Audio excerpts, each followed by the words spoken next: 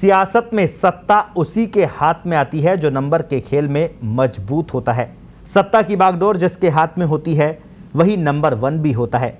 जाहिर है नंबर 1 पर कोई एक ही रह सकता है, लेकिन जब होड़ नंबर 2 की होने लग जाए तो समझ लेना चाहिए कि सियासत के ठहरे पानी में कंकर फेंकने की कोशिश होने लगी है। राजस्थान में कांग्रेस के अशोक गहलोत के नेतृत्व वाली सरकार में भी इसी सियासी कंकर से हलचल शुरू हो गई है। प्रदेश में सत्ता संघर्ष के दौर में मची सियासी उठापटक को अभी साल भर भी पूरा नहीं हुआ कि सत्ता और संगठन के बीच तकरार की नई इबारत लिखना शुरू हो गया है। आखिर कैसे, देखिए इस खास रिपोर्ट में।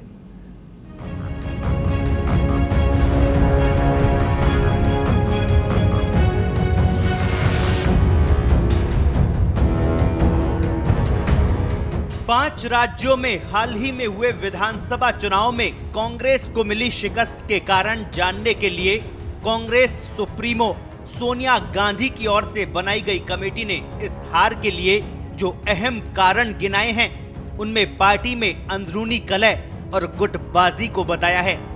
हैरत की बात यह है कि जिस दिन कमेटी ने ये रिपोर्ट सोनिया गांधी को सौंपी उसी दिन राजस्थान में कैबिनेट की बैठक में 2 वरिष्ठ मंत्री बाह चढ़ाकर एक दूसरे को देख लेने की धमकी दे रहे थे।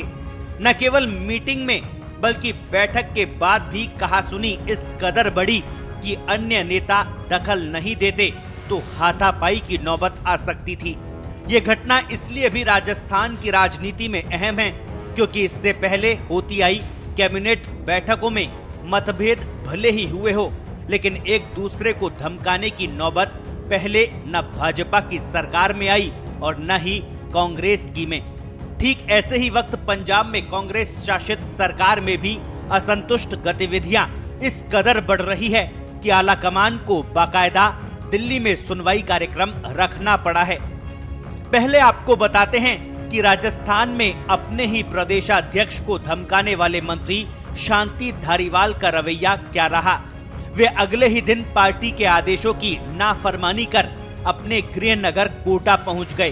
कांग्रेस की देशव्यापी मुहिम के तहत धारीवाल को जयपुर जिले का प्रभारी मंत्री होने के कारण सबको मुफ्त वैक्सीन लगाने की मांग को लेकर जिला कलेक्टर के मार्फत राष्ट्रपति के नाम ज्ञापन सौंपना था। ये बात और है कि डोटासरा ने ये कहते हुए सफाई दी कि चूंकि अध्यक्ष के रूप में वे जयपुर में थे और उन्होंने राज्यपाल को ज्ञापन दिया है, इसलिए प्रोटोकॉल को देखते हुए वे शामिल नहीं हुए। डोटासरा के इस बयान में भी धारीवाल को लेकर तंज नजर आया। मैं हूं ना, आप समझिए, ये प्रोटोकॉल की पालना हमारे सीनियर लोग ज्यादा करते हैं। उनको लगा कि जब मुख्यमंत्री जी और प्रदेश अध्यक्ष जब आज ज्ञापन देंगे तो वो प्रेस कॉन्फ्रेंस करेंगे, तो आज प्रेस कॉन्फ्रेंस तो फिर एक ही करे, 2 थोड़ी करें। इसलिए उन्होंने प्रोटोकॉल का पालन करते हुए ये स्पेस दिया है कि हमारा प्रदेश का प्रदेश अध्यक्ष और मुख्यमंत्री अपनी बात रखें। हमारे तो पारदर्शिता ही है सारी, कुछ भी है ही नहीं छुपाने लायक। हम तो फेविकोल का जोड़ है, सत्ता और संगठन। प्रतिपक्ष के नेता रहे हेमाराम चौधरी के विधानसभा से इस्तीफे के बाद आया भूचाल अभी थमा नहीं है। इस बीच मंत्रियों के बीच ये झगड़ा सामने आ गया। इन घटनाओं को लेकर कोरोना संक्रमण के इस दौर में विपक्षी दल भाजपा के नेता कांग्रेस पर लगातार हमलावर हो रहे हैं। भारतीय जनता पार्टी के प्रदेशाध्यक्ष सतीश पूनिया ने तो प्रदेश की कांग्रेस सरकार को जुगाड़ की सरकार बताते हुए यहां तक कह दिया कि जब घर के बर्तन जोर जोर से बजते हैं तो फिर पड़ोसी भी अछूता नहीं रहता। एक तरह से पूनिया ने सरकार गिराने के प्रयास फिर शुरू होने के कयासों को हवा दे दी है।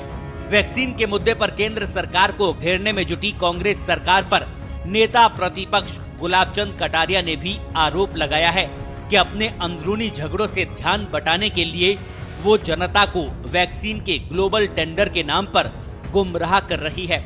मंत्रियों के झगड़े को आंतरिक लोकतंत्र बताते हुए परिवहन मंत्री प्रताप सिंह खाचरियावास कहते हैं कि यही पार्टी का आंतरिक लोकतंत्र है। प्रदेश प्रभारी अजय माकन भी घर का मामला घर में बैठ सुलझाने की बात कहते नजर आए। वैक्सीन के मसले में दो मंत्रियों का, जिम्मेवार मंत्रियों का जो दृश्य पूरे राजस्थान ने देखा है, ये अब साफ हो गया कि इनकी नीयत राजस्थान की जनता की जिंदगी बचाने की नहीं थी, ये कुर्सी बचाने में लगे और कुर्सी भी लड़ लड़ के बचा रहे हैं। हमारे प्रदेश अध्यक्ष और धारीवाल जी दोनों में बहुत अच्छे संबंध है। कई बार हॉट टॉक्स हो जाती है, लेकिन हॉट टॉक्स अच्छे काम को लेकर थी। वो भी कह रहे थे कि हमें विरोध करना है, फ्री वैक्सीन दिलवानी है, डोटासरा जी ने कहा, और धारीवाल जी भी कह रहे थे फ्री वैक्सीन दिलानी है। दोनों की बात एक ही थी और कोई मिसअंडरस्टैंडिंग हो गई। दरअसल असली झगड़ा सरकारी स्तर पर बनने वाली उन अहम कमेटियों में भागीदारी को लेकर है जिनमें मंत्री शामिल रहते हैं। गहलोत मंत्री परिषद में शांति धारीवाल 13 और बीडी कल्ला 12 कमेटियों में शामिल है। बाद में रघु शर्मा, हरीश चौधरी और लालचंद कटारिया का नाम है। चर्चा इस बात की भी है कि सचिन पायलट खेमे के माने जाने वाले मंत्रियों को भी गहलोत खेमे में आने पर ही कमेटियों में तवज्जो मिल पाई है। आइए आपको ग्राफिक्स के जरिए समझाते हैं कि मंत्री परिषद में किसे कितनी कमेटियों में जगह मिली है। शांति धारीवाल नगरीय विकास और आवासन मंत्री हैं, जिन्हें सबसे ज्यादा 13 कमेटियों में जगह मिली है। इसके बाद नंबर 2 पर आता है बीडी कल्ला का नाम, ऊर्जा और जलदाय मंत्री, जिन्हें 12 कमेटियों में जगह मिली है। चिकित्सा मंत्री डॉक्टर रघु शर्मा को 9 कमेटियों में जगह मिली है। राजस्व मंत्री हरीश चौधरी को सरकार में 7 कमेटियों में जगह मिली है, तो कृषि मंत्री लालचंद कटारिया को भी सरकार में 7 कमेटियों में स्थान मिला है। उद्योग मंत्री परसादी लाल मीणा 6 कमेटियों में शामिल है। उदयलाल आंजना सहकारिता मंत्री 4 कमेटियों में इन्हें जगह मिली है।